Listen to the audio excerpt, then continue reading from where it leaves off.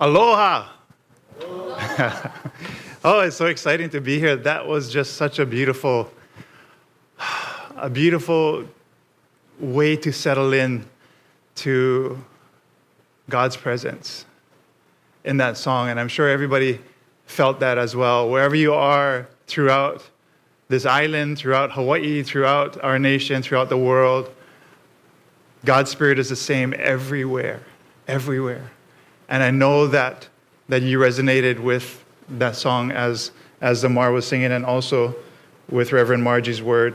Today we talk about emoji, basically. Emoji. What is emoji? And we're going to get to that. But I wanted to start off right now. You should be seeing the first slide that is a picture of the ko'olaus with the Eva birds flying over and the rainbow attached to the ko'olau. And the caption is 1,000 words.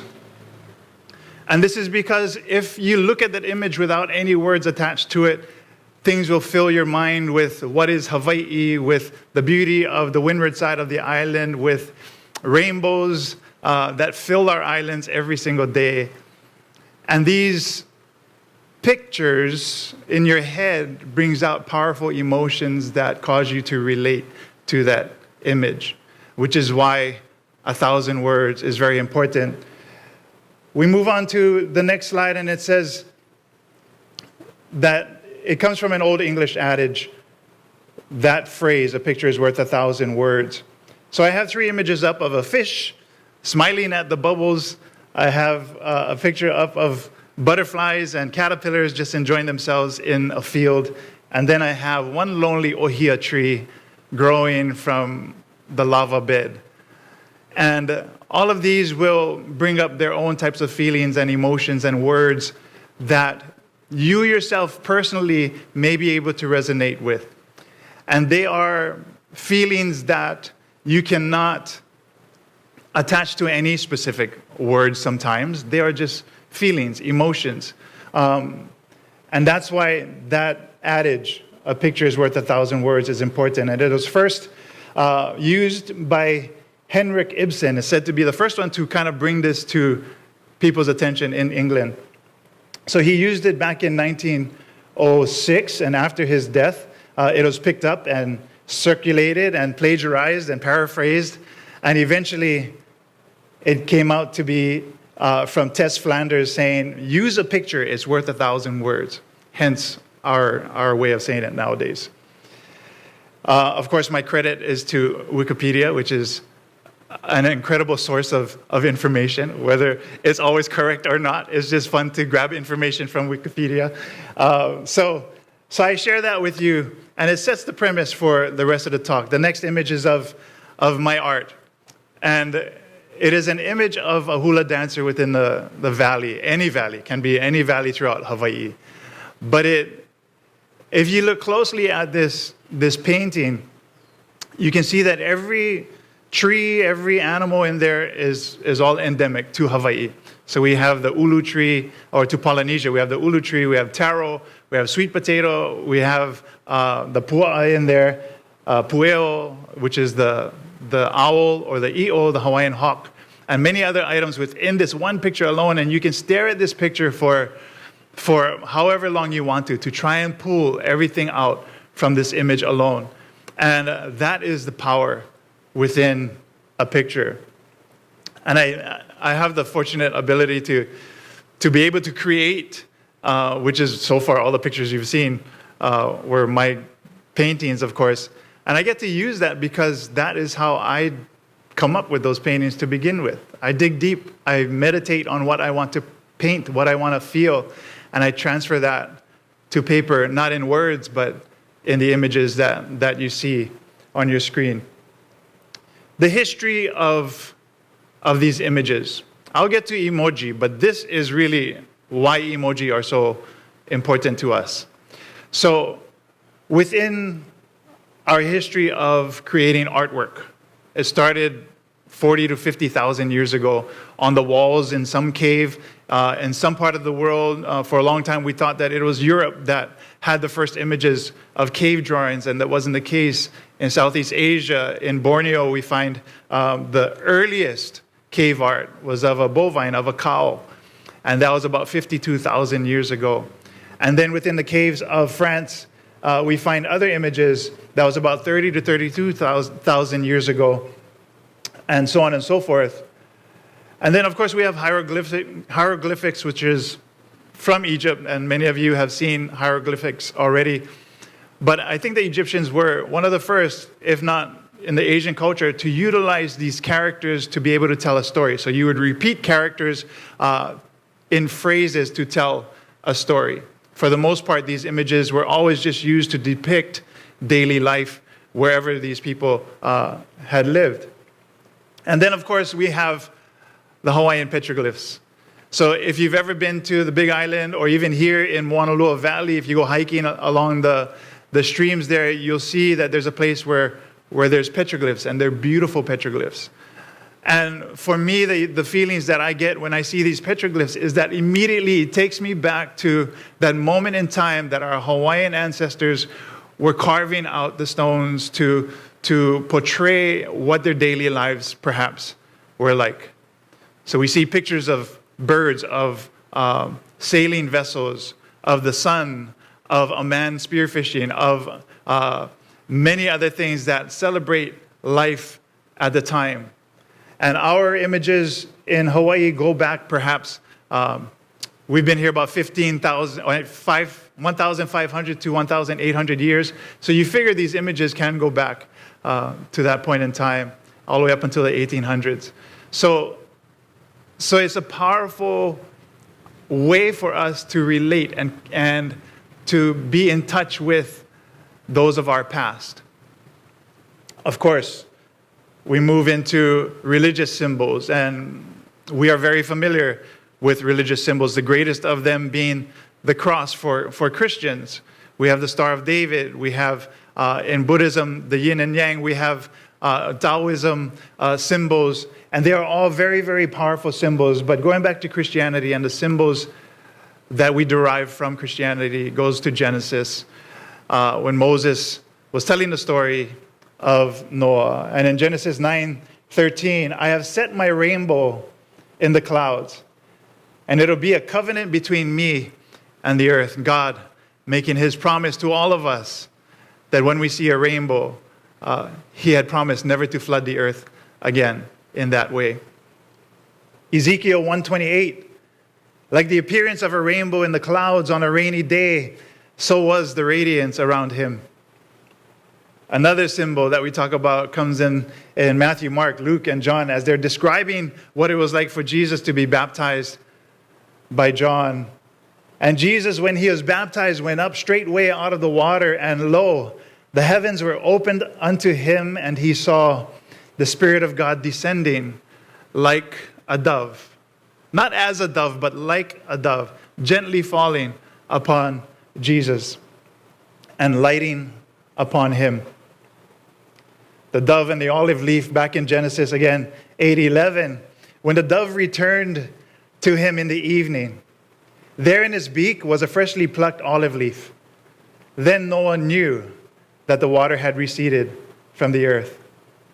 These symbols are icons. As soon as we hear these stories, we imagine a dove flying with an olive leaf. We imagine the rainbow shining bright so that it was received that the promise was real. And every day here in Hawaii, as we see rainbows, we remember that of God's promise.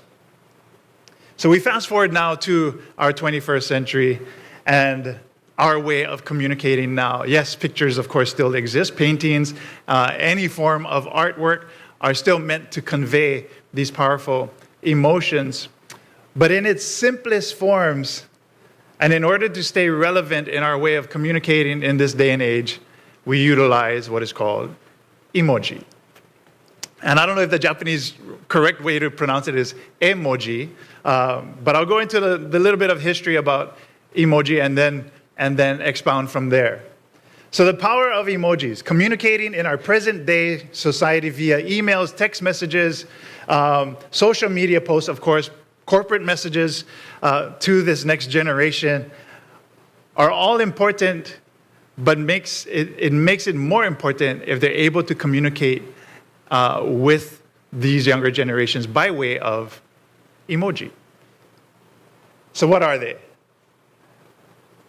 Emoji are a simple way of communicating emotions. Those little circular yellow faces that you see with all kinds of facial expressions. Now, emoji are not just limited to those. They go well and beyond those to traveling destinations, through food, to sports activities, everything you can think of. Thousands and thousands and thousands of symbols that relate to us on a daily basis, no matter where we are throughout the world. If you don't think of emoji as language, please think of it as language, because it crosses barriers. The people in Japan know exactly what I'm talking about when I put a smiley face on there. Or in Europe, they know exactly what I talk about when I put an angry face on my posts. Whatever the case may be, it's an instant understanding of what my emotional state would be. And it is very, very powerful. So the history of emoji. Emoji was created in 1997 by a Japanese phone company called J-Phone. At the time, it eventually turned into what is called SoftBank. Now, Shigetaka Kurita was the one who invented the idea after trying to get a way for teenagers to really resonate with a new way of communicating for them. And it took off during that time. It was exclusive to Japan, although Apple was definitely a part of that creation as well. But eventually, it moved to Apple iPhones. So the next slide, in slide 8, we see the original emojis of that time. And these are very, very simplistic. And of course, now you see, if you frequent Facebook, or if you always try to write with emoji, you'll see the thousands of different symbols that you could utilize. Now it has evolved into that, just the fact that we have access to these thousands of images. So the few familiar ones that we have are what you see now. And the first is called the smiley face with squinty eyes, and you could make your own assessment of what they mean to you. The emoji often expresses genuine happiness and warmth. The next is face with tears of joy. This emoji is widely used to show something that is funny or pleasing. Then we have smiling face with heart-shaped eyes, relieved face, sneezy face, dizzy face, so on and so forth. Why are they important? And I kind of already alluded to this, but why are these simple images so important to us? When we cannot come up with words fast enough to really articulate ourselves and be able to write a sentence that can resonate with someone, a simple thumbs up, a simple happy face, a simple heartfelt emoji really takes the place of that instantaneously. So where we're fumbling to find words, the emoji takes care of that right away. So it's very, very useful for us because of the many different things that we can express. So they're simple, expressive, different degrees of expression. We respond better to these visual expressions, immediate gratification. There's no need to stumble for the right words. You just use the emoji. It's definitely not new, and not necessarily new, but perhaps in the way that they articulate feelings through facial expressions, even on the little yellow circle. So at this point, I'd like to call up my help over here. So we have Ralph, we have Mr. Don, and Reverend Johanna. So they're going to hold up a few of the emoji that I made at home.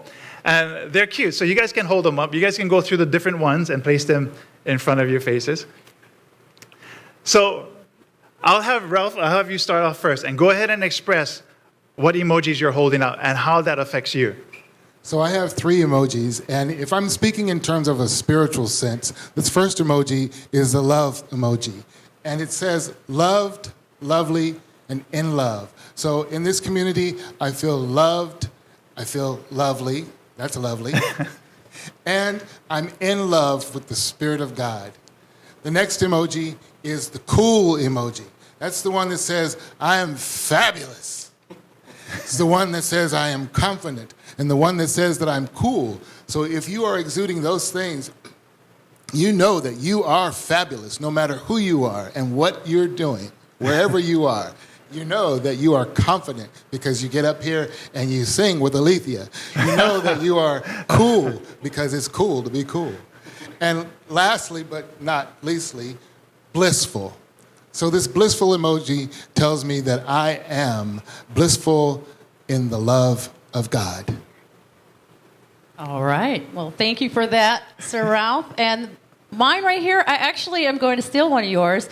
This one is supposed to be excited, but what I feel that it is, that cool emoji or that. And so that's the one that I really resonate with because I always feel excited and I feel pretty A-okay when I'm up here doing all the work that we do. And so I resonated with that. This one is crazy. I kind of feel sometimes a little bit crazy, just getting out there and just doing things just making new ways of communicating with people. Like with the eCampus, it takes a little bit of vision and just thinking out of the box. And so I think of that as that little crazy aspect of my imagination that dares to think something is possible. And this one is happy. I generally like to be happy, and so I feel like I'm a very happy person, so yay. Those are my emojis. Thanks, Reverend Johanna.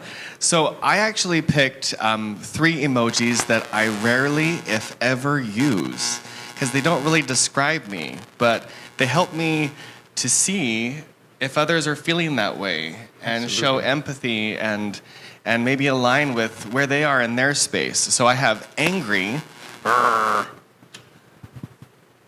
I have sad, and I have worried or fearful. So yeah, Beautiful. that's what they mean to me. Thank you. Thank you to the 3 of you.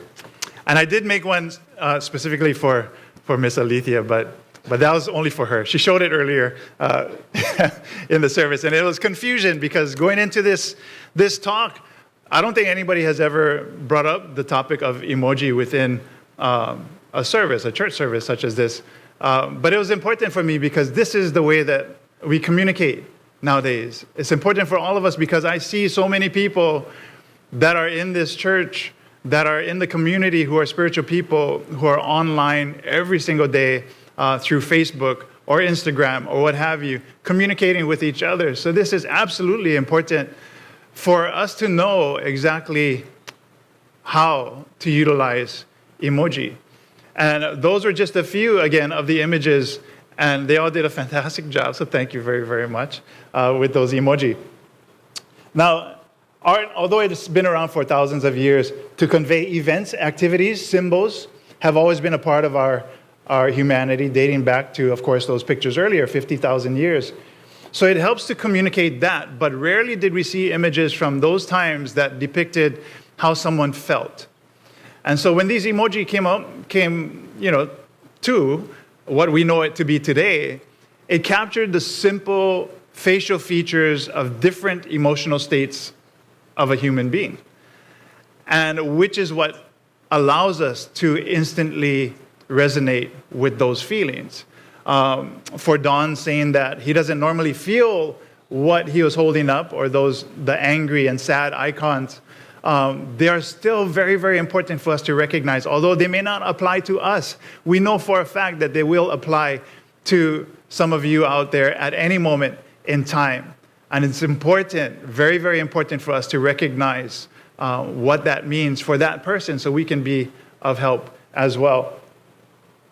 So ways that we've communicated over the past in written forms, hieroglyphics, of course, pictographs, written language, printing press, computer communications, and then, of course, once emoji took over in 97, it didn't really have a huge breakout until 2007 when Apple put it in all of their iPhones, and that was really the beginning. So up until 2015, it was said that 70% of Americans were now communicating by way of emoji, and I'm sure now in 2020, with everything that's happening and us being forced to stay at home, even more so, we're utilizing emoji, and so many more are being hashed or born, i.e. the one with the mask. So very, very important for us to stay up to date with the latest emojis. We're able to communicate and convey precisely our current mindset and emotion by emoji. So So I did a little experiment on Facebook.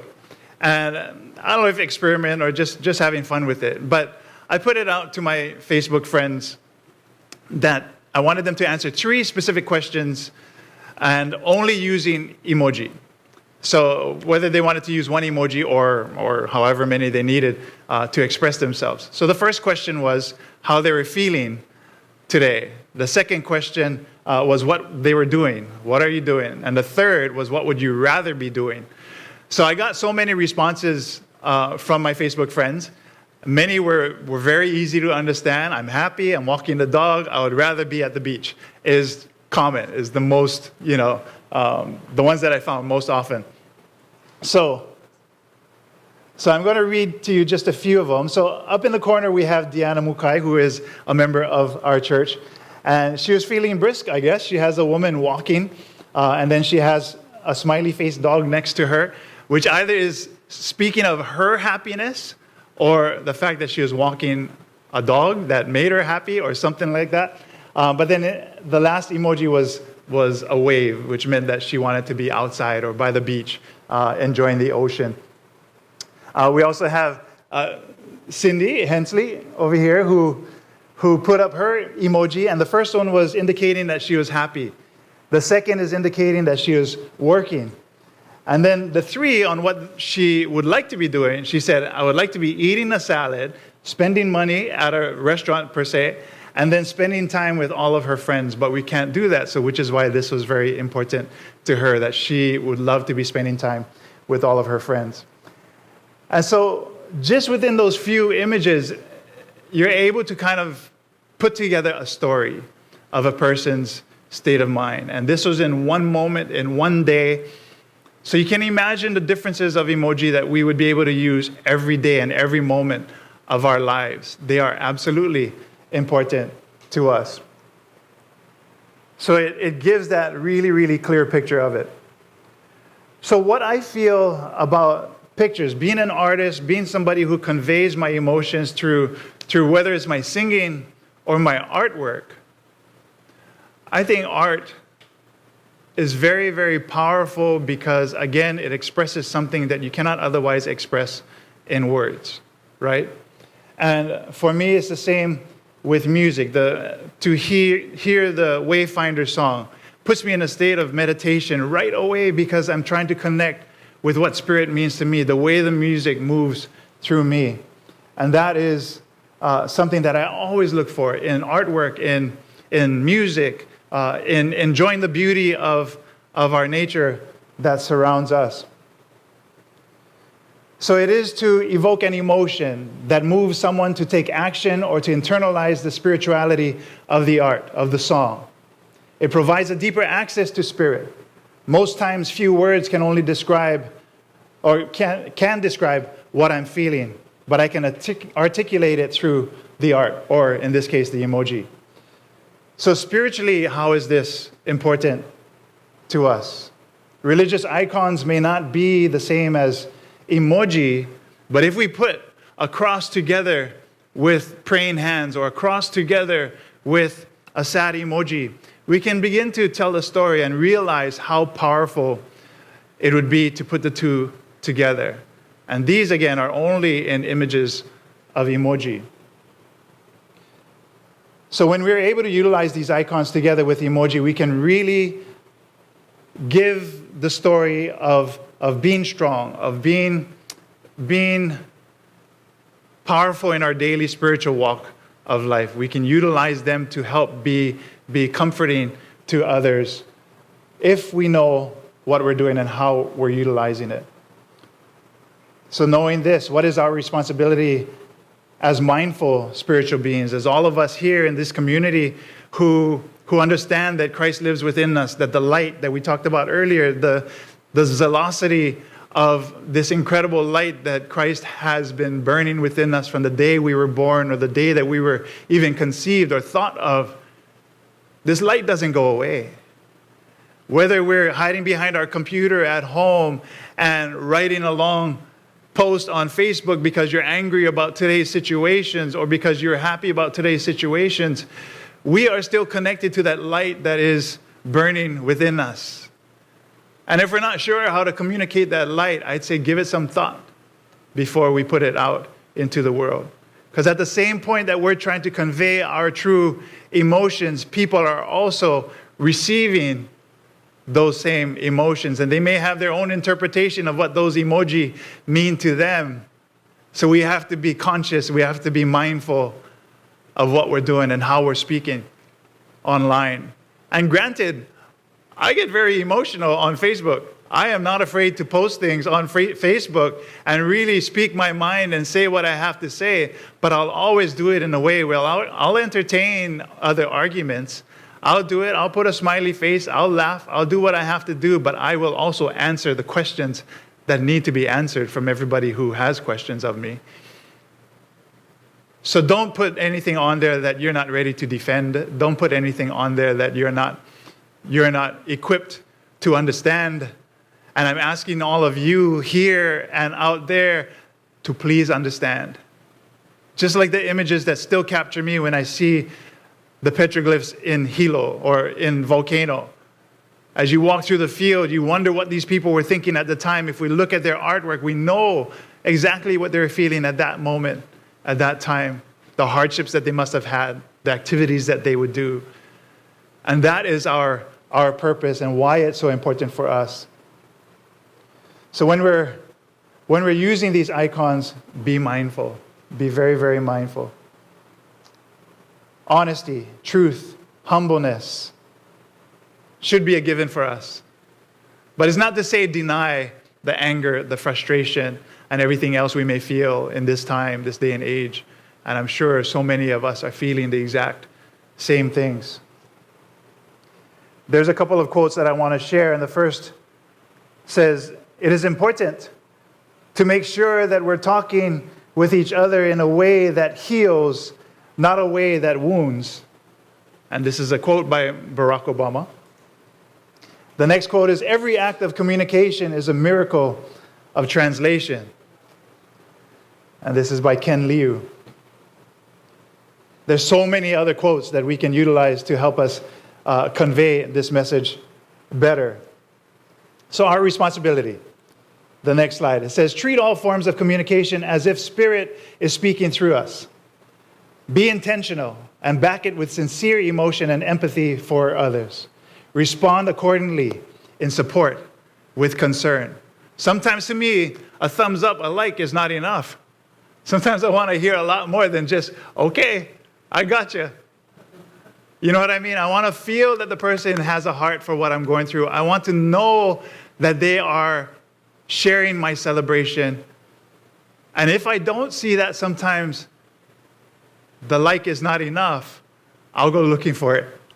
And I'll go ask them, "Hey, is everything okay?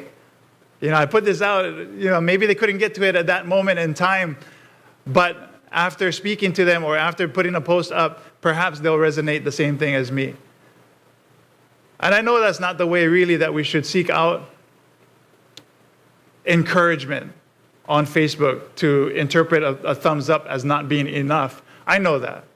But it's a part of who we are. It's a part of our humanity when we want to hear more of something of support and comfort. So, especially now with the elections, of course, with COVID, with lockdowns, fires, hurricanes, we're quick to show our support or our disdain for current events around. And I'm just asking you to please be mindful of those. So, Maureen, if you're out there watching, I'm gonna use your example.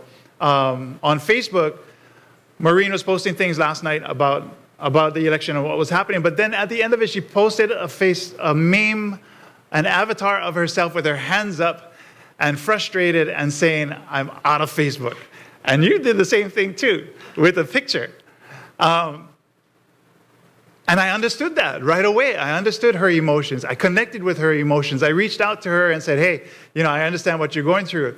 And I was able to do that with one picture, one emoji, to reach out to her and say, "I understand. You take all the time you need. You go and repair your heart of yours and come back strong." So even in a simple thing like that, it's important for us of this community to really be able to reach out and to know, or for them to know, that we're there to support them as well. And that goes every way, from me to you, you to me as well. Use emoji to determine or discern someone's current emotional states. Check in with them via private message. Make sure that everything is okay. Be sensitive to our messaging, both intended and also perceived. Bible verses regarding communication. James 1:19 says, "Know this, my beloved brothers. Let every person be quick to hear, slow to speak, and slow to anger." And although they may not say anything, with that particular emoji, they say everything. Proverbs 15:1, "A soft answer turns away wrath, but harsh words stirs up anger." Ephesians 4:29, "Let no corrupting talk come out of your mouths, but only such as is good for building up, as fits the occasion, that it may give grace to those who hear," and in the emoji sense, to see. Colossians 4:6, "Let your speech always be gracious, seasoned with salt, so that you may know how you ought to answer each person." That's a powerful scripture right there. Let me read that again. Colossians 4:6, "Let your speech always be gracious, seasoned with salt, so that you may know how you ought to answer each person." 2 Timothy 2:16, "But avoid irreverent babble." Avoid irreverent babble, for it will lead people into more and more ungodliness. There's value in our voices and choices, and people see it. If they know who we are, they expect it of us to be that light constantly shining. They'll understand if our light isn't as bright today as it was yesterday. So if we're honest with ourselves, if we're honest with those that are out there, and we just let them know that we're here for them, and we communicate through the right means, then we open ourselves for always being that support, and for setting the path straight in many ways. There's a lot of emotion happening out there, a lot of things happening to where I want to be one of those people that my friends and family can come to find some kind of connection with Spirit. And I hope to be that every day that I'm on Facebook, with the things that I post, with the things that I say, is very, very important. I don't think I expressed what emoji means, and I said that earlier, but E, A, means emotion, and moji means picture. So simply put, picture emotions, basically. And it captures that very definitively. I wanted to bring it to an end with this. I wrote a poem in emoji. I wrote it in English first, and then I put it through an emoji translator. And the poem should be up on your slide right now. So it goes, "I was feeling a bit worn down. At the end of a long, busy day, you showed me how to breathe in the sunset's pretty rays. I raised my head to see the pinks and the purples of the early evening sky. And as I turned towards the ko'olau, you whispered as I sighed. I sat in awe of the beauty just above, as a rainbow shared its smile with me, filled with pure love. I watched until the rainbow faded, until the sky darkened. And as I stood, I took a breath, just knowing that I was all right." My closing prayer is also in emoji, English and emoji. And I just like to say before I go to this prayer that you take these words that I had to share today as deeply as you need to. You come back and you resonate with them every time that you go and put a post up on Facebook or Instagram or however you choose to communicate. Think about that.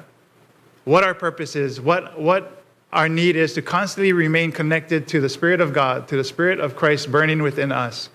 How is it that we want to lead the world? And really, it's up to us. It's our choice to lead the world in this way.